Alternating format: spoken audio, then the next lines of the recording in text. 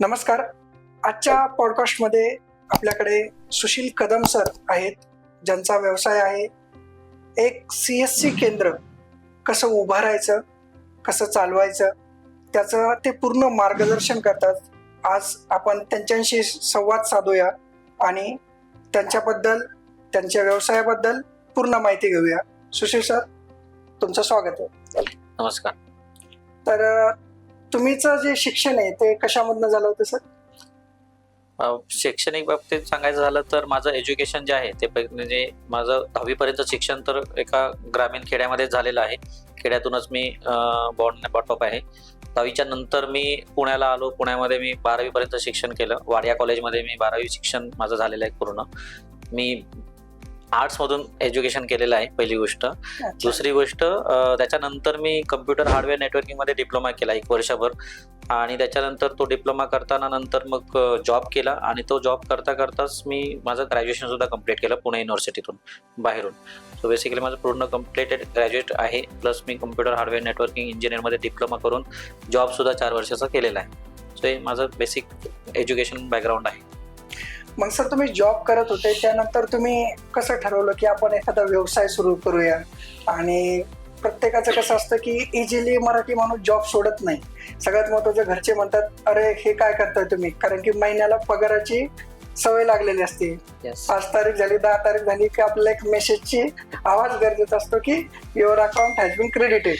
ती एक सवय असते, माइंडसेट झालेला आहे मराठी व्यावसायिकामध्ये किंवा याच्यामध्ये, त्यामध्ये घडत नाही. तर तुम्हाला कसं वाटलं की आपण व्यवसाय सुरू करावा? मराठी माणसांचा माइंडसेट हा नाही आहे, एकदम मी सहमत आहे. आणि ऑफकोर्स तो कुठेतरी बदलायला पाहिजे, किंवा कारण थोडंसं बॅकग्राऊंड माझं बिलकुल नाही आहे एज्युकेशनल आणि किंवा फॅमिली बॅकग्राऊंड जरी म्हटलं तरी माझं व्यावसायिक असं काही बॅकग्राऊंड नाही आहे. बट एक होतं काहीतरी मनामध्ये की काहीतरी वेगळं करायचं. मग वेगळं काहीतरी करायचं म्हटलं तर ऑफकोर्स बिझनेस केल्याशिवाय आपण वेगळं काहीतरी करू शकत नाही. आणि ती सुरुवात होती की मला ते व्यवसायामध्ये उतरायचं, पुढे बिझनेस करायचा. त्याच्यानंतर मग मी बिझनेसची सुरुवात केली आणि ऑफकोर्स तो तिथून रनिंग पुढे सुरू होते. नंतर तुम्ही सगळ्यात अगोदर कोणता व्यवसाय सुरू केला की जो की वाटला तुम्हाला हा तो करावा, का वेगवेगळे आणखी वेगवेगळे व्यवसाय केले होते, त्यातनं काही चढ उतार काय झाले? म्हणजे वेगवेगळे म्हणण्यापेक्षा म्हणजे ज्या वेळेला मी डिप्लोमा वगैरे केला, त्याच्यानंतर ऑफकोर्स बॅकग्राऊंड माझं कम्प्युटर हार्डवेअरमध्ये होत असल्यामुळे मी ते कम्प्युटर हार्डवेअर नेटवर्किंगमध्ये सेल्स अँड सर्व्हिसेसमध्ये बेसिकली करत होतो. पण ते जॉब करता करता चालू होतं. सो एक छोटा मोठा बिझनेसच म्हणायला पाहिजे. आणि ॲक्च्युअली जी व्यावसायिक सुरुवात म्हणायची झाली तर सायबर कॅफेपासून माझी सुरुवात होती. मी स्वतःचा सायबर कॅफे सुरू केला, कारण टेक्निकल थोडंसं नॉलेज होतं, त्यामुळे कम्प्युटर वगैरे ते थोडंसं नॉलेज असल्यामुळे मी सायबर कॅफे सुरू केला होता. आणि तिथून माझी सूटची सुरुवात होती, पूर्ण व्यवसायाची सुरुवात. अच्छा. मग सायबर कॅफे चालू असताना काय तुम्हाला काय अडथळे आले, कसं तुम्ही सुरुवात कशी केली त्याची? सुरुवात म्हणजे अडथळा आपला नेहमीचा सगळ्यांचाच प्रॉब्लेम असतो, तो म्हणजे फायनान्स पासून सुरुवात होते. सो ते काही अडथळे होते. ज्या वेळेला मला अजूनही आठवतं, ज्या वेळेला मी स्वतःचा सायबर कॅफे सुरू करायचा विचार केला आणि मी जेव्हा एक गाळा बघितला आणि तो गाळा जेव्हा फायनल केला, त्यावेळेला एक्झॅक्टली माझ्या अकाउंटमध्ये 1700-1800 रुपये होते. 1700 रुपये होते म्हणजे मला ते अमाऊंट पण आठवते. 1700 रुपये माझ्या अकाउंटला होते जेव्हा मी फायनल केलं ते. आणि मला काही आयडिया नव्हती की हे पैसे पुढचे कसे उभे करायचे आहेत वगैरे. बट असतं म्हणजे मी सगळ्यांना सांगेन ही गोष्ट, म्हणजे आपल्या ऑडियन्सला पण सांगेन की सुरुवात जर करायची असेल ना तर ती सुरुवात करण्यावर लक्ष द्या, प्रॉब्लेम्सकडे लक्ष द्यायचा नाही. त्याच्यामुळे काय म्हणतात की व्यवसाय सुरू करायचं तर आपल्याला भांडवल पाहिजे. जसं की तुम्ही म्हटले की तुम्ही भांडवलाचा विचार केला नाही, काय नाही, डायरेक्टली त्या दृष्टीने विचार केला आणि सुरूच केलं. तर भांडवलाचा विचार न करता सुरू करण्यामध्ये पण तुम्हाला अडथळे आलेच असणार, तुम्ही कसे टॅकल केले? म्हणजे भांडवल लागत नाही असं बिलकुल म्हणायची गरज नाहीये. व्यवसाय म्हटलं की भांडवल लागणार, हे डोक्यात ठेवणं गरजेचं आहे. पण भांडवल नाही म्हणून मी करणार नाहीये हा विचार नाही करायला पाहिजे. सुरुवात करणं गरजेचं आहे. सो मी सुरुवात केली. मी ऑफिस बघायला लागलो. मी त्याचा पूर्ण स्टडी केला की मला काय काय लागणार आहे, कुठे काय गरज आहे, किती खर्च करावा लागणार आहे. पैसा नाहीये माहिती आहे मला, पण प्लॅन करायला तरी काही पैसा लागत नाहीये ना. सो प्लॅन तर करायला लागा. आणि त्याच्यानंतर मग जसं सांगितलं, जेव्हा मी फायनल केलं ना, ऑफिस फायनल केलं, तेव्हाही माझ्या हातात पैसा नव्हता. बट मला माहिती आहे ना मला पैसा किती लागणार आहे. सो मी नंतर मग विचार केला की चला आता पैसा उभा करूया. मग पैसा उभा केला. मग फॅमिलीशी थोडंसं डिस्कस केलं, म्हणजे पार्टनर होती, तिच्यासोबत थोडंसं डिस्कस केलं. थोडंसं इकडून तिकडून जमा करून पण पैसे उभे होतात. इझिली. बरोबर. सो भरपूर मार्ग आहेत. आणि ऑफकोर्स नंतर मग जर आता काही नॉलेज जर असेलच तर मग बँक लोन वगैरे पण गोष्टी आहेत. बट ऑफकोर्स माझी सुरुवात तिथे होती त्यामुळे मला तेवढं काही नॉलेज नव्हतं की बँकेतून लोन कसं घ्यायचं काय गोष्टी. सो मी अशाच काही इतर सोर्समधून इन्कम पण होतं थोडंफार माझं काही सेव्हिंग वगैरे. सो तिथून पैसा उभा केला फायनान्स आणि तिथून सुरुवात होती. आणि प्रॉब्लेम्स म्हटलं की ऑफकोर्स येस त्याच्यामध्ये प्रॉब्लेम्स म्हणजे नॉलेज नव्हतं पहिल्यांदा. म्हणजे बरोबर. बिझनेसचं नॉलेज होतं मला, टेक्निकल नॉलेज होतं, कम्प्युटर ऑपरेट करायचं नॉलेज होतं मला, पण तो बिझनेसचं नॉलेज नव्हतं. तो तिथे थोडेसे प्रॉब्लेम्स भरपूर यायचे. म्हणजे सायबर कॅफे रन करताना ते कस्टमर्स मिळवणं किंवा त्याच्याशी कनेक्टिव्हिटी ठेवणं किंवा त्या कस्टमर्स ग्रोथ करणं आणि बिझनेसला ग्रोथ करणं. सो तिथे झिरो होतो मी ऍक्च्युली. बट ऑफकोर्स म्हणजे मी प्रत्येकालाच ही गोष्ट सांगेन की जोपर्यंत पाण्यात पडत नाही तोपर्यंत पोहायला येणार नाही ना. अगदी बरोबर. पडून तर बघा एकदा, मग ते पोहायला येतं बरोबर. ते काही सांगावं लागत नाही नंतर. सो सुरुवात करणं गरजेचं आहे. मला एकच सांगायचं आहे याच्यातून. आता तुम्ही इंटरनेट कॅफेचा बिझनेस तर तुमचा चालू होता, ठीक आहे. मग तो थांबवून तुम्ही वेगळा काही करण्याचा जो प्रयत्न केला तो कसा केला नेमका, ते तुम्ही का थांबवलं? थांबवलं सेन्स बदल करणं गरजेचं आहे आणि काळानुसार बदलणं गरजेचं आहे अगदी बरोबर. ऍक्च्युली. तर ज्या वेळेला इंटरनेट कॅफे मी बऱ्यापैकी प्रॉफिटेबल 3 वर्ष चालवलं आणि त्याच्यानंतर सुरू झालं फ्री इंटरनेट. बरोबर. म्हणजे फ्री इंटरनेट ज्या वेळेला आपण पहिलं 1 GB डेटा पूर्ण महिनाभर वापरायचो. आता 1 GB डेटा तुम्हाला दिवसाला दिला जातो. सो ते जेव्हा बदललं सो ऑफकोर्स त्याच्यानंतर म्हणजे असं काही लक्षात आलं की बाबा फ्युचर थोडंसं बदलू शकतं.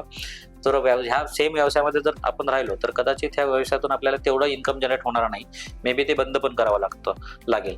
सो त्या दरम्यान नंतर मग असं वाटलं की काहीतरी आपल्याला इतर कडे लक्ष देणं गरजेचं. आणि तिथे आपल्याला एक सोर्स होता तो म्हणजे ऑनलाईन फॉर्म्स वगैरे भरणं. कारण तिथे मी सगळ्या गोष्टी शिकलो. ऑनलाईन सरकारी नोकरीचे फॉर्म भरणं, मुलांचे स्कॉलरशिपचे फॉर्म भरणं, मुलांचे कॉलेजचे फॉर्म भरणं किंवा इतर काही गोष्टी. आता एक सांगायचं म्हणजे ना तो एक पॉइंट होता ज्या वेळेला ऑफकोर्स फ्री इंटरनेट वगैरे सुरू झालं होतं. मोबाईल हातामध्ये होता, लोकांकडे मोबाईलमध्ये सगळ्या गोष्टी होत होत्या, त्यामुळे सायबर कॅफेमध्ये जायची गरज नव्हती लोकांना. बट सेम टायमिंगला डिजिटलायझेशनला सुरुवात झाली होती. डिजिटल इंडियाची सुरुवात झाली, जेणेकरून त्यावेळेला सगळे डॉक्युमेंटेशन किंवा सगळे ज्या गव्हर्नमेंटच्या प्रोसेस होत्या त्या सगळ्या ऑनलाईन झाल्या. सो ती अपॉर्च्युनिटी होती मला तिथे. म्हणजे एक अपॉर्च्युनिटी बंद झाली तर दुसऱ्या अनेक अपॉर्च्युनिटी ओपन होतात. त्या पद्धतीने तुम्ही ऑनलाईन सेवा केंद्र वगैरे त्यासाठी सुरुवात केली.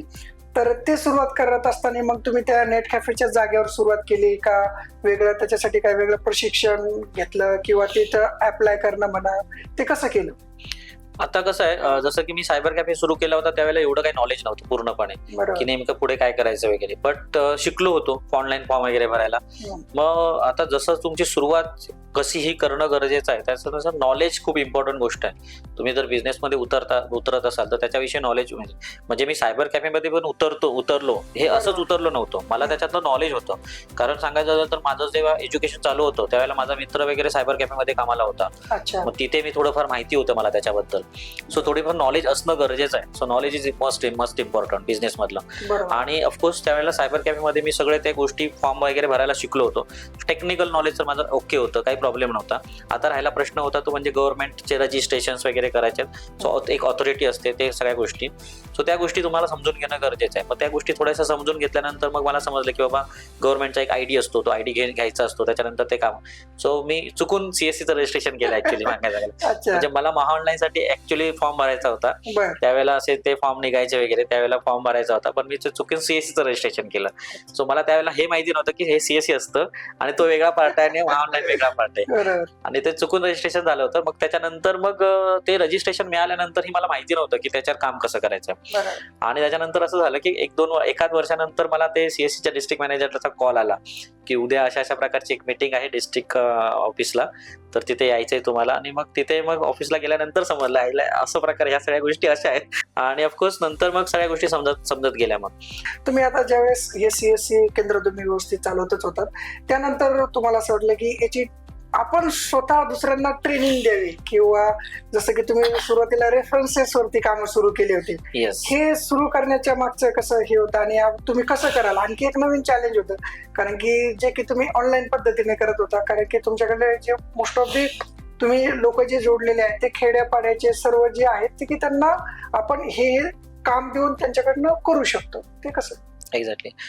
ऍक्च्युली जसं मी तुम्हाला सुरुवातीपासून सांगितलं, म्हणजे तुम्ही जो प्रश्न विचारला होता मला की बिझनेसमध्ये उतरायचं का, तर मला पहिल्यापासून ही गोष्ट आहे माझ्या डोक्यामध्ये, किंवा मला तो स्वभाव असेल कदाचित की मला काहीतरी वेगळं करायला आवडतं, नेहमीच आवडतं.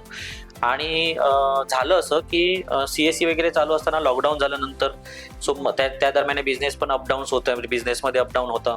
घरातून थोडंसं प्रेशर वगैरे पण होतं की बिझनेस नाही चालत असेल तर जॉब कर व्यवस्थित, कर गप्पपणे. आणि ह्या सगळ्या प्रवासामध्ये 1 महिना जॉब सुद्धा मी केला पण ते काही जमलं नाही. शेवटी परत बिझनेसच सुरू केला, ते पण झालं. त्याच्यानंतर ऑफकोर्स जी सुरुवात हे ट्रेनिंग्स वगैरेच्या असं काही डोक्यात नव्हतं, म्हणजे असं काही करायचं, पण एक डोक्यात होतं काहीतरी वेगळं करायचं. आणि लॉकडाऊनच्या नंतर बऱ्यापैकी भरपूर साऱ्या जणांच्या नोकऱ्या गेल्या होत्या, खूप सारे बेरोजगार सुरू झाले होते.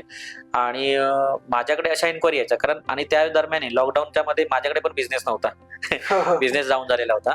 सो तिथे मी ऑनलाईन मार्केटिंग वर फोकस केला होता ऍक्च्युली, कारण ऑफिस तर बंद होतं. मग मी ऑनलाईन मार्केटिंगवर कस्टमर्स वाढवले त्याच्यातून. आणि त्याच्यातून ऑनलाईन सेवा केंद्र किंवा ऑनलाईन हा शब्द ऐकून ना लोकांच्या एन्क्वायरी अशा यायच्या, त्यांना असं वाटायचं की मी ऑनलाईन काय काम देतो. सो एन्क्वायरी अशा यायच्या की तुम्ही काय काम देता का असं. सो त्याच्यानंतर असं वाटलं की यार आपण जर देऊ शकलो तर, लोक जर विचारतायत, लोकांना गरज आहे, आणि ती त्यावेळची जी कोविडची परिस्थिती होती ती गरजेची गोष्ट होती, लोकांना काहीतरी रोजगार पाहिजे होता, असं घरात बसून काय 4 पैसे मिळतील. आणि नंतर मग ठीक आहे चालेल, आम्ही मग काही जणांना रेफर म्हणजे म्हणत होते की आम्हाला काम पाहिजे घर बसल्या, तर त्यांना आम्ही ॲज अ मार्केटिंग पार्टनर म्हणून आम्ही जॉईन केलं की आमच्यासोबत कनेक्ट करा, आमच्यासाठी मार्केटिंग करा, आमच्याकडे काम द्या, आम्ही तुम्हाला त्याच्या बदल्यात कमिशन देऊ किंवा त्याच्या बदल्यात मोबदला देऊ. आणि एक त्याला आम्ही वर्क फ्रॉम होम असं सुरुवात केलं. आणि ती सुरुवात होती म्हणजे बेसिक ट्रेनिंग वगैरे आम्ही तिथे सुरुवात केल्या, म्हणजे त्यांना बेसिक ट्रेनिंग द्यायचो, डॉक्युमेंट्स काय लागतात किंवा प्रोसेस कशा असतात, गव्हर्नमेंटचे रूल्स रेग्युलेशन्स काय आहेत, आणि त्यामधून लोकांना रोजगार उपलब्ध करून दिला आम्ही तिथे. आणि तिथून सुरुवात होती एक वेगळा काहीतरी प्रवास आमचा. ऍज अ आता सुरुवातीला तुम्ही त्यांना मार्केटिंग म्हणून हे केलं, तर त्यांनाच मग तुम्ही ट्रेनिंग पण दिली आणि त्याच्यानंतर त्यांना स्वतःचे CSC केंद्र सुरू करण्यास तुम्ही जी मेन मदत केली, ती कशी तुमची जर्नी राहिली? हा, तो एक मोठा टास्क होता ऍक्च्युली माझ्यासाठी. म्हणजे जेव्हा हे पूर्णपणे बिझनेस ट्रेनिंग देणं म्हणजे एक माझा बिझनेस दुसऱ्याला दिल्यासारखा होता तो. अगदी बरोबर. असं होतं. तर तिथे जेव्हा काही जणांचं म्हणजे जेव्हा मी काही जणांना म्हणजे आमचे काही मुलं, जी तरुण मुलं आमच्यासोबत जॉईन झाली नाही का, वर्क फ्रॉम होम मध्ये काम करण्यासाठी किंवा ॲज अ मार्केटिंग पार्टनर म्हणून आमच्यासोबत जॉईन झाली ना, तर ते मुलं ऑफकोर्स सगळ्यांचा प्रॉब्लेम तोच होता, बेरोजगारी, की माझ्याकडे काम नाहीये, मला काहीतरी करायचं आहे पण माझ्याकडे सोर्स नाहीये किंवा सपोर्ट नाहीये असं. सो आमच्यासोबत जी काही यंग मुलं जी जॉईन झाली होती त्यांचं एज्युकेशन चांगलं होतं, ठीक आहे. त्याच्यातून काही महिला अशा होत्या की त्या महिलांचं सुद्धा एज्युकेशन चांगलं होतं. आपल्या म्हणजे संपूर्ण महाराष्ट्रामध्ये महिला वर्ग असा आहे की त्यांचं एज्युकेशन चांगलं असतं, म्हणजे ग्रॅज्युएट 12वी झालेले असतात, त्याच्यानंतर काही एक्सपिरियन्स असतो त्यांना, काही जणांना चांगला एक्सपिरियन्स असतो, अटेक नंतर लग्न होतं, मग काही कौटुंबिक जबाबदाऱ्या वगैरे. सो त्यावेळी कुठेतरी त्या महिला मग घरातच बसून राहतात. पण त्यांनाही आम्ही प्लॅटफॉर्म उपलब्ध करून दिला होता वर्क फ्रॉम होमच्या माध्यमातून, त्या सगळ्या गोष्टी. तर त्याच्यातून काही महिला किंवा काही युवक आमचे किंवा आपले काही मेंबर्स आमचे ते बोलायला लागले की सर मला सुरू करायचं माझ्या ऑफिस, मला माझ्या गावामध्ये सुरू करायचंय किंवा मला माझ्या सिटीमध्ये सुरू करायचंय किंवा मला माझ्या तहसीलच्या तिथे सुरू करायचंय, पण मला स्वतःचं करायचंय. तिथे कुठेतरी माझ्या मनात आलं की यार मी जर ह्यांना अशा प्रकारे ट्रेनिंग दिले किंवा अशा प्रकारे जर त्यांना गाईड केलं तर ते स्वतःच सुरू करतील, तर माझा कुठेतरी बिझनेस कमी पण होऊ शकतो. बट तो माइंडसेट न ठेवता मी विचार केला चला त्यांना जर गरज असेल आणि त्यांना जर मी काहीतरी करू शकत असेल की मी जर काही देऊ शकत असेल तर व्हाय नॉट. बरोबर. मग तिथून आम्ही त्यांना सुरुवात केली की ठीक आहे, तुम्हाला जर पूर्ण ट्रेनिंग पाहिजे असेल बिझनेस संदर्भात तर आम्ही ते बिझनेस ट्रेनिंग म्हणून सुरुवात केली की CSC मध्ये तुम्हाला स्वतःचा व्यवसाय सुरू करायचा असेल तर संपूर्ण 0 to hero पूर्ण स्टार्ट टू एंड आम्ही बेसिक ट्रेनिंग मध्ये तुम्हाला देतो त्या सगळ्या गोष्टी. त्याच्यामध्ये काय गोष्टी, काय प्रॉब्लेम्स असतात, काय रजिस्ट्रेशन करायचे असतात, काय फॉर्म्स भरायचे असतात, त्याच्यानंतर इव्हन पूर्ण बिझनेस आम्ही तुम्हाला मार्केटिंग महत्वाचा पार्ट त्याच्यातला. आणि अशा प्रकारे मग तिची सुरुवात होते की पूर्ण बिझनेस ट्रेनिंग वगैरे आम्ही त्याच्यातून त्यांना मुलांना वगैरे काही जणांना दिलं. ऑफकोर्स याचा रिझल्ट पॉझिटिव्ह होता. आणि गरज आहे सध्या महाराष्ट्राची, लोकांना रोजगार नाही आहे सध्या, त्यामुळे आम्ही जर आमच्या मार्फत किंवा माझ्या मार्फत जर काही देऊ शकत असो तर का नाही द्यायचं. आणि मग आम्ही सुरुवात केली ट्रेनिंग अँड कन्सल्टन्सी. त्याच्या माध्यमातून आम्ही आता सध्या CSE किंवा ऑनलाईन सेवा केंद्र स्पेशली जर तुम्हाला सुरू करायचं असेल तर त्याच्यासाठी संपूर्ण गायडन्स आणि ट्रेनिंग वगैरे आम्ही देतो. आता मध्यंतरी तुम्ही सांगितलं की OSK मार्फत तुम्ही ऑफलाईन पण ट्रेनिंग आयोजित केलं होतं, जसं की लोणावळा, कोल्हापूर. तर ऑफलाईन आणि ऑनलाईन दोन्हीमध्ये तुम्हाला काय फरक? महत्वाचा प्रश्न आहे, कारण ऑफलाईन ट्रेनिंग गरजेच्या गोष्टी वाटल्या मला नंतर. कारण ऑनलाईन मध्ये कसं काय ते टेक्निकल नॉलेज वगैरे देणं सोपं आहे, बरोबर. पण बिझनेसला लागणाऱ्या इतर काही गोष्टी असतात ज्यांना मी इथून ऑनलाईन मध्ये देऊ शकत नाही त्यांना त्या गोष्टी. जसं की बिझनेस ग्रोथ करण्यासाठी मार्केटिंग किती महत्वाची आहे. आता जर तुम्ही ह्या सिच्युएशनला बघितलं की ह्या जगामध्ये जर बघितलं ना, तर एआयचा वगैरे यूज आहे. तर तो एआयचा यूज तुमच्या बिझनेसमध्ये कुठे करायचा आहे हे खूप महत्वाची गोष्ट आहे. आणि आमच्या जे फील्ड मधले सीएससी सेंटर वाले आहेत हे याच्यापासून लाखो किलोमीटर दूर आहेत. बरोबर. त्यांना त्याच्याशी काही घेणं देणं वाटत नाहीये, पण ती घेणं देणं वाटायला पाहिजे आणि त्याच्यामध्ये त्यांनी ते काम केलं पाहिजे. तशा प्रकारे त्या दृष्टीने विचार करून किंवा इतर काही गोष्टी देऊ शकतो. जसं की बिझनेसमध्ये टाइम मॅनेजमेंट किती महत्वाचं आहे. बिझनेस म्हणजे तुम्ही स्वतः बसून तिथे काम करायचं आहे की तिथे कोणाला तरी बसून काम करणं गरजेचं आहे, ही गोष्ट सुद्धा सांगणं गरजेचं आहे त्यांना ना. बरोबर. या गोष्टी जोपर्यंत समजणार नाही तोपर्यंत बिझनेसला त्यांच्या ग्रोथ होणार नाही. आता ते तेवढंच करत बसणार त्या चौकटीमध्ये. बरोबर. आणि ह्या सगळ्याचा विचार करून आम्ही असा विचार केला की एक ऑफलाईन ट्रेनिंग देणं गरजेचं आहे. पण त्या ट्रेनिंग ऑफलाईनच्या फक्त सीएससीच्या सर्व्हिसेस बद्दल नसणार आहेत. त्याच्या व्यतिरिक्त इतर काही गोष्टी ज्या असतात ना, जसं तुमच्या बिझनेसमध्ये फायनान्शियल मॅनेजमेंट कसं, जसं आता मी कोल्हापूरला सेशन घेतलं होतं. बिझनेसमध्ये फायनान्शियल मॅनेजमेंट किती महत्वाचं आहे. म्हणजे तुम्ही कमवताय पण ते कमवलेल्या पैशाचं तुम्हाला जर मॅनेज करता आले नाही, व्यवस्थित सेव्हिंग करता आली नाही किंवा त्याचा वापर करता आला नाही, तर त्याचा बिझनेसचा ग्रोथ पण होणार नाही तसं मग तुमची. ह्या गोष्टी बिझनेसमध्ये त्यांनी वापरल्या पाहिजे, ज्या सीएससी सेंटरवाले वगैरे कधीच विचार करत नाहीत त्या गोष्टींचा. कस्टमर आला, त्याचा फॉर्म भरला, त्याच्याकडून पैसे घेतले, ते खर्च केले, हे संपतो तिथेच. सो ह्याच्या व्यतिरिक्त सुद्धा बिझनेस असतो हे कळायला पाहिजे. आणि त्याचा पार्ट म्हणून आम्ही सुरू केलं की ऑफलाईन सुद्धा आपल्याला ट्रेनिंग घेतल्या पाहिजे. मग आम्ही आमच्या मेंबर्सच्याच ट्रेनिंग घेतो जास्त. अच्छा. की ऑफलाईन त्यांना एका ठिकाणी बोलवून 2-3 दिवस आम्ही प्रॉपर ट्रेनिंग देतो. आणि त्या ट्रेनिंगचा एकच मोठो असतो, तो म्हणजे बिझनेस ग्रोथ करणं, बिझनेसला जास्तीत जास्त मोठं इन्कम मध्ये घेऊन जाणं. त्यानंतर तुम्ही उल्लेख केला की सक्षम फाउंडेशनची तुम्ही सुरुवात केली. तर बिझनेस सगळं चालू असताना तुम्हाला एक फाउंडेशनची कशी संकल्पना सुचली? पुन्हा तेच मी परत एकदा रिपीट करेन की एक वेगळं काहीतरी करायची माझी सवय आहे आणि त्याचा भाग म्हणून एक सक्षम फाउंडेशन आहे. पण त्याचं उद्देश आणि त्याचं सुरू करण्याचं हे खूप म्हणजे थोडं मोठ्या लेवलला आहे. म्हणजे आतापर्यंत आम्ही जे काम केलंय किंवा मी आता जे पर्यंत केलंय ना, जवळजवळ आम्ही आतापर्यंत 500 पेक्षा जास्त मुलांना किंवा तरुणांना किंवा महाराष्ट्रात आमचे मेंबर्स 500 पेक्षा जास्त जणांना आम्ही ट्रेनिंग दिलेले आहेत. आता करंटली जर तुम्ही विचार केला तर जवळजवळ 400-450 लोक आमचे आता वर्किंग आहेत. प्रॉपर 350 लोक आमचे व्यवस्थित ऑफिस वगैरे घेऊन काम करतायत आणि ते त्यांच्या लेवलला बेस्ट काम चालू आहे सगळ्यांचं आणि सगळं ओके आहे. बट जर आता आम्ही त्यांना अजून काही दिलं नाही किंवा आम्ही जर त्यांना अजून पुश केलं नाही तर त्यांच्या बिझनेसला ग्रोथ मिळणार नाही किंवा बिझनेसमध्ये काही वेगळ्या गोष्टी त्या करू शकणार नाही. आणि आतापर्यंत आम्ही सीएससी रिलेटेडच ट्रेनिंग दिल्या आहेत. आम्ही आता म्हणजे ह्या माध्यमातून मी हे पण सांगेन की आम्ही फक्त सीएससीला फोकस केलेला नाहीये, आम्ही इतर सुद्धा गोष्टी देण्याचा प्रयत्न करतो. म्हणजे सपोज आपल्यापैकी मेंबर्स आमचे असे काही मेंबर्स आहेत जे इतर बिझनेसमध्ये सुद्धा आहेत. सो त्यांच्याकडून आम्ही काय देऊ शकतो का? सपोज एखाद्याला कोणीतरी आमच्यासोबत ट्रेनिंगला जॉईन झाला पण त्याला सीएससी मध्ये नाही इंटरेस्ट आहे, पण दुसऱ्या कुठल्या तरी बिझनेसमध्ये इंटरेस्ट असेल तर तो सुद्धा करू शकतो. मग त्या रिलेटेड सुद्धा काही नवीन गोष्टी भेटतात. सो ओव्हरऑल ह्या सगळ्या गोष्टींचा विचार करता जे आमचे मेंबर्स आहेत त्या मेंबर्सला अजून आम्ही काय देऊ शकतो किंवा अजून त्यांची ग्रोथ कशी करू शकतो किंवा अजून त्यांना कसं मोठ्या लेवलला घेऊन जाऊ शकतो, ह्या सगळ्याचा विचार करून आम्ही सुरुवात केली सक्षम डिजिटल युवा फाउंडेशन. आता ह्या सक्षम डिजिटल युवा फाउंडेशनचा उद्देश हाच असणार आहे की आपले जे मेंबर्स आहेत त्यांना अजून ग्रोथ कशी करायची आहे. आणि दुसरी महत्वाची गोष्ट म्हणजे गव्हर्नमेंट कडून काही नवीन गोष्टी मिळतील का किंवा गव्हर्नमेंट कडून टेंडर्स मिळतात, गव्हर्नमेंटचे काही प्रोजेक्ट्स आहेत. सो ह्या प्रोजेक्ट्स वगैरे आम्ही डायरेक्टली घेणार आणि ते आमच्या मुलांना देणार. आणि तुम्हाला सांगायला नक्की आवडेल मला ऍक्च्युली ही गोष्ट की रजिस्ट्रेशन केलं 2 महिने झालेत आमचे, आता 2-3 महिने झालेत, अजून आमचं करंट अकाउंट सुद्धा ओपन झालेलं आहे आणि आम्ही करंटली प्रोजेक्टवर सुरुवात काम सुद्धा केले. म्हणजे सक्षमच्या माध्यमातून आम्हाला 2 प्रोजेक्ट सुद्धा मिळाले. एक आता आम्ही सध्या रॅम्प म्हणून एक गव्हर्नमेंटचं हे आहे पोर्टल आहे, त्याच्या मार्फत महिलांना प्रशिक्षण देणं, एक डिजिटल प्रशिक्षण, डिजिटल लोन प्रोसेस वगैरे असे 2-3 टॉपिक्स आहेत त्याच्यामध्ये, ते प्रशिक्षण द्यायचं, त्याच्यासाठी आम्ही प्रोजेक्ट घेतलेला आणि त्या बदल्यात गव्हर्नमेंट ऑफकोर्स आपल्याला काहीतरी पेआउट देणारच आहे, फुकट तर आपण करणार नाही होते. त्याच्यानंतर गव्हर्नमेंटचे रजिस्ट्रेशन, आता बिझनेससाठी एक रजिस्ट्रेशन सुरू करतायत गव्हर्नमेंट, जे इंडस्ट्रीज वगैरे आहेत त्यांच्यासाठी. CSE किंवा इतर बिझनेसमध्ये किंवा भरपूर साऱ्या संस्था आहेत की किंवा फाउंडेशन्स वगैरे आहेत, ज्या संस्थांचं म्हणणं असं आहे की आम्हाला पगार द्या, आम्हाला भत्ता द्या, आम्हाला मेडिक्लेम द्या. सो माझं असं म्हणणं आहे की भत्ता आणि पगारची काय गरज आहे, त्यापेक्षा तुम्ही काम करा, त्याच्यातून इन्कम वाढवा की. बरोबर. आणि त्याच्यासाठी गव्हर्नमेंटकडे कामं आहेत, ती कामं घेऊन करा त्यापेक्षा. अगदी बरोबर. असं आहे. सो माझं हे संस्थेचं हे असणार नाही की आम्ही कोणाकडे मागत बसणार नाही, आम्हाला काम द्या, त्यापेक्षा आम्ही त्या कामातूनच पैसे कमवतो. बरोबर आहे. मग आम्हाला पगाराची पण गरज पडणार नाही. सो एक म्हणजे आतापर्यंत आम्ही उद्योजक घडवलेत.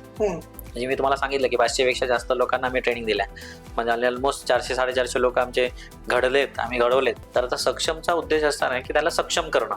बरोबर. असं एकदम स्वावलंबी, त्यांना एकदम पूर्णपणे आर्थिकदृष्ट्या एकदम स्वतंत्र करणं, म्हणजे त्यांना कुठे पैसा खर्च करताना विचार करायची गरज पडणार नाही की पैसे खर्च करू नका. समज आता एखादा व्यक्ती आहे, त्याला तुमच्याशी जोडायचंय, तर तो कसा जोडू शकतोय आणि तो कसा त्या जोडल्यामुळं त्याचा काय फायदा होऊ शकतो? हा, आता आमच्या सोबत जर जोडायचं झालं तर पहिलं तर आम्ही हे करतो की सक्षम सोबत जोडायचं असेल. आता सक्षम मधून मी आता तुम्हाला सांगितले की सक्षम मधून जोडण्याचा फायदा काय आहे, तर ऑफकोर्स तुम्हाला एक्स्ट्रा इन्कम मिळणार आहे, तुमची ग्रोथ होणार आहे, तुम्हाला पैसे मिळणार आहेत. सो आता काहीतरी कोणीतरी असं विचारतात पैसे मिळणार आहेत म्हणून जाऊया, जोडूया यांच्यासोबत. तर तसं नाही, आम्ही काही प्रोसिजर ठेवलेले आहेत. जसं की आम्ही ट्रेनिंग देणार आहोत पहिल्यांदा CSEचं वगैरे. सो तुम्ही त्या माध्यमातूनच येणं गरजेचं आहे. सो तुम्हाला पहिल्यांदा प्रॉपर ट्रेनिंग दिलं जाईल, कारण सक्षम उद्योजक घडवणं तेवढं सोपं पण नाहीये. तुम्हाला तेवढं तुम्ही कॅपेबल असायला पाहिजे. बरोबर. तुमच्याकडे तेवढं नॉलेज आहे का, तुमच्याकडे तेवढा एक्सपिरियन्स आहे का, तुम्ही ते काम करू शकता का, या गोष्टींचा पण विचार झाला पाहिजे ना. सो आम्ही त्या ट्रेनिंगच्या माध्यमातून तुम्हाला तिथपर्यंत घेऊन जाऊ शकतो. सो सुरुवातीला तर आम्हाला आमच्यासोबत ट्रेनिंगला जॉईन करणं गरजेचं आहे. त्या ट्रेनिंगमध्ये तुमचा एक माइंडसेट तयार करतो आपण, किंवा तुम्हाला काय करायचं आहे आणि तुम्हाला कसं राहायचं आहे आणि कसं वागायचं आणि कसा बिझनेस करायचा आहे, ही खूप महत्त्वाची गोष्ट आहे. आमच्या ट्रेनिंगमधून ह्या गोष्टी सांगत असतो की बिझनेस सक्सेसफुल होण्याचा एकच मंत्र आहे की तो बिझनेस प्रामाणिकपणे करायचा. अगदी बरोबर. जर तुम्हाला लॉंग टर्म बिझनेस करायचा असेल तर तो प्रामाणिकपणे आणि शिस्तबद्ध झाला पाहिजे. पहिल्यांदा प्रॉपर ट्रेनिंगला अटेंड करा. ट्रेनिंग अटेंड करणं गरजेचं आहे. असं नाही की तुम्ही ट्रेनिंग अटेंड करत नाहीयेत पण तुम्हाला त्याचे फायदे पाहिजेत गव्हर्नमेंटच्या प्रोजेक्ट, तर तसं नाही. तुम्ही ट्रेनिंग अटेंड करता का, तुम्हाला त्या गोष्टी माहिती आहेत का, या सगळ्याचा विचार करूनच त्या गोष्टी तुम्हाला आम्ही हँड ओव्हर करून देणार आहोत, तर तुम्हाला त्याच्यातून फायदा होणार. आपण व्यवसाय सुरू करत होतात त्यावेळेस तुम्हाला असा कोणत्या व्यवसायामध्ये एक टर्निंग पॉइंट आला की त्यावेळेस असं वाटलं की आपण हा व्यवसाय बंद करावा आणि परत नोकरी करावी किंवा थांबावं सगळं? सो एक मोठी स्टोरी आहे, मी थोडंसं शॉर्ट मध्ये सांगेन तुम्हाला. ऑफिस रेंट वगैरे मी त्यावेळेला, म्हणजे ज्यावेळेला सायबर कॅफे वगैरे, त्यावेळेला 2-3 वर्ष कंटिन्यू सायबर कॅफे चालू होता, ऑफिस वगैरे रेंट वाढलं. सो मी विचार केला आता हे ऑफिस शटडाऊन करून कुठेतरी दुसरीकडे बघूया. तर ते दुसरीकडे जेव्हा बघितलं ऑफिस, आणि ते दुसरीकडे ऑफिस बघितलेलं आपण फायनल केलं, त्याला सांगितलं सगळं, ते बाबा खाली कर सगळं. त्याने सुद्धा सांगितलं ओके ठीक आहे खाली करेन, आणि इकडून मी सगळं ते ऑफिसचं दुसरं पहिल्या ऑफिसमधून सगळं माझं जे स्ट्रक्चर होतं, सगळं जे फर्निचर वगैरे तर ते खाली केलं. सेम टायमिंगला त्याने ते दुसऱ्याला सुद्धा ऑफिस दिलं सुद्धा, मी तिथून खाली केलं, दुसऱ्याने ते घेतलं सुद्धा, लगेच त्याने फर्निचर सुद्धा ठेवलं. आणि त्याच्यानंतर मी हे सगळं माझं फर्निचर घेऊन ह्या ऑफिसमध्ये आलो, पण इथे आल्यानंतर सगळं गडबड झाली. ते म्हणजे त्या जुन्या ऑफिसवाल्याने काही खालीच केलं नव्हतं. अच्छा. आणि अक्षरशः ते सगळं मी एका टेम्पो मधून घेऊन आलेलो होतं. टेम्पो तिथे मला उभा करून ठेवावा लागला, आणि जसं प्रॉब्लेम्स, तर तो टेम्पोवाला पण म्हणायला लागला लवकर खाली करा, लवकर खाली. हा, तर तोही सांभाळला नाही. आणि त्यावेळेला आपण म्हणतो नाही का, रस्त्यावर आलो, तर ऍक्च्युली रस्त्यावर काय येणं काय असतं हे मी प्रॅक्टिकल बघितलेलं आहे. रस्त्यावर येणं काय असतं, आणि अक्षरशः ते पूर्ण सामान वगैरे मला रस्त्यावर उतरवावं लागलं. आणि मग तिथे कुठेतरी वाटलं मला की बस झालं यार हे उघडापर्यंत. तर आणि त्यावेळेला असं नव्हतं की बिझनेस खूप पैसे जास्त होते किंवा पैशामध्ये इन्कम चांगलं होतं वगैरे नव्हतं. बिझनेस पण अप डाऊन मध्येच होता, बऱ्यापैकी चालवायचं म्हणजे चालत होतं सगळं. आणि त्याच्यानंतर मग करायचं काय, तर मग ते सगळं सामान वगैरे आम्ही तिथेच आमच्या एका रूम मध्ये शिफ्ट केलं 4थ्या माळ्यावर. आणि काही दिवस मग तिथेच सामान होतं. मग थोडासा विचार करून वगैरे, बट गिव्हअप नाही केलं, बंद नाही केलं. वाटलं, मनात आला विचार की बंद करा वगैरे, बंद नाही केलं. त्या दरम्यान मी काही एजन्सीचे कॉन्ट्रॅक्ट वगैरे पण छोटे मोठे घेतले होते, ज्याच्यातून म्हणजे ते फ्री चार्ज म्हणून मध्ये कंपनी वगैरे सुरू झाली होती. तर त्यांचं काही आम्ही ऍक्टिव्हेशनचे कामं वगैरे घेतली होती. अशी छोटी मोठी कामं घेऊन मग ते घरातून सुरुवात पण केलेली आहे. म्हणजे जर कधी असा पॉइंट येतच असेल की बाबा तुम्हाला बंद करायचंय, तर असे काही दुसरे मार्ग पण असतात, फक्त ते शोधावे लागतील. अगदी बरोबर. शोधले तर नक्की मिळतील. पण मार्केटमध्ये अशा पण भरपूर काही कंपन्या आहेत की आम्ही तुम्हाला केंद्र करून देऊ, आमचं केंद्र घ्या, त्यामार्फत तुम्ही सर्व पैसे कमवू शकता. तर त्याच्यात आणि तुमच्यामध्ये काय फरक आहे? जमीन आसमानाचा फरक आहे. हं. कारण आता मार्केटमध्ये भरपूर साऱ्या गोष्टी घडत आहेत आणि त्याच्यामध्ये खूप सारे फ्रॉड्स वगैरे पण होत आहेत. तर एक तर म्हणजे आता सध्या ना, म्हणजे मी एकदम फ्रँकली सांगायचं झालं तर आधार कार्ड सेंटर 2,000ला देतो किंवा 3,000ला देतो असं म्हणून भरपूर साऱ्या जाहिराती दिसतील. सो मी मुलांना एवढंच सांगेन की पहिली गोष्ट तर एवढं सोप्या पद्धतीने आधार कार्ड सेंटर भेटत नाही. बरोबर. ठीक आहे. प्रत्येक गोष्टीची काहीतरी प्रोसिजर असते, त्या प्रोसिजरने तुम्हाला त्या गोष्टी करायच्या असतात. तर कोणीतरी इझिली देत असेल तर समजून घ्या बाबा एवढं पण सोपं नाहीये ती गोष्ट. बरोबर. ठीक आहे. तर तिथे लोकांनी थोडासा विचार करायला पाहिजे. दुसरी गोष्ट राहिला प्रश्न त्यांच्यामध्ये आणि आमच्यामध्ये फरक काय आहे, तर इतर काही कंपन्याज वगैरे अशा आहेत की ज्या तुम्हाला असं सांगतात की आम्ही सेंटर देतो वगैरे. सो त्यांचं एक मॉडेल वेगळं आहे. सो ते थोडक्यात सांगायचं झालं तर ते कमिशन बेसिस एजंट म्हणून तुम्हाला ते घेतात. मग थोडक्यात त्यांच्या अंडर तुम्हाला काम करायचंय आणि तुम्हाला त्याच्यातलं कमिशन दिलं जातं. ते तुम्हाला लाखो सांगतील की आमच्याकडे एवढ्या सर्व्हिसेस आहेत, 500 सर्व्हिसेस आहेत, 600 सर्व्हिसेस आहेत, पण एवढ्या काही आपल्याकडे सर्व्हिसेस चालणाऱ्या नाही. आणि दुसरी गोष्ट फोकस पण असायला पाहिजे तेवढा तुमचा. सो मला असं वाटतं की एक 60-70 सर्व्हिसेस करा, पण त्या बेस्ट करा. अगदी बरोबर. त्याच्यामध्ये असं आहे. सो त्या कंपन्या अशा प्रकारे मॉडेलवर काम करणार आहेत. आणि माझं हे असं आहे की मी डायरेक्टली तुम्हाला स्वतःचं देतोय. स्वतःचा व्यवसाय सुरू करा, स्वतःचं सेंटर असेल, स्वतःचा आयडी असेल आणि स्वतः मालक असणार. अगदी बरोबर. मी सुद्धा तुम्हाला बॉस वगैरे नसणार आहे तुमचा, किंवा माझ्या अंडर तुम्हाला काम नाही करायचंय. एक 2-4 वर्षानंतर तुम्ही स्वतंत्र व्यवसाय सुरू करणार आहात. तुमच्या 2-4 वर्षामध्ये पण मी फक्त तुम्हाला सपोर्टसाठी असणार आहे, तुम्हाला कुठे काय हेल्प लागली तर. सो हा त्यांच्यामध्ये माझ्यामध्ये फरक आहे. सो त्यांच्या एक फ्रँचायझी बेस मॉडेल किंवा आपण त्याला कमिशन बेस मॉडेल म्हणू शकतो. आणि मी डायरेक्टली बिझनेस देतोय तुम्हाला स्टार्टअपसाठी गाईड करतोय. म्हणजे मार्गदर्शन करून तुम्ही स्वतः व्यवसाय उभा करू शकता. हे महत्वाचं आहे. म्हणजे ते उद्योजकच घडवण्याचं काम करताय. तर धन्यवाद सर, तुम्ही आमच्याकडे आलात, तुमचा बहुमूल्य वेळ दिलाय. आणि जे कोणी या व्यवसायामध्ये व्यवसाय करू इच्छिता त्यांच्यासाठी खूप अशी तुम्ही माहिती इथं सांगितली. त्याच्यामधनं आणखी नवीन उद्योजक नक्कीच घडतील. आणि कोणाला काही याच्यामध्ये शंका असेल, काही प्रश्न असतील, त्यांनी कमेंट बॉक्समध्ये टाकावे आणि ते आम्ही सरांपर्यंत पोहोचू आणि त्याचे उत्तर देण्याचा प्रयत्न करू.